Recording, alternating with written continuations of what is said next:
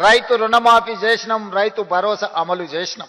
అందరికి వచ్చిందా రాలేదా అంటే నాకు తెలీదు. అందరికి వచ్చిందా రాలేదా అంటే నాకు తెలీదు.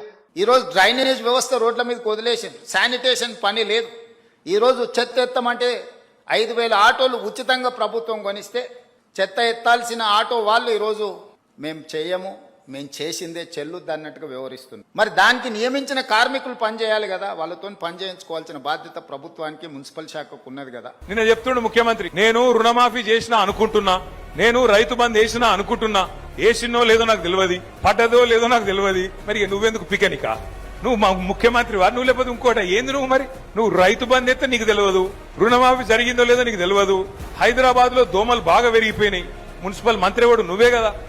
దోమలు పెరిగితే ఆటోలలో చెత్త తీస్తలేరని ముఖ్యమంత్రి బాధ చెప్పుకుంటుండు మైకులా. ముఖ్యమంత్రి నువ్వు గట్లా మాట్లాడొచ్చునా?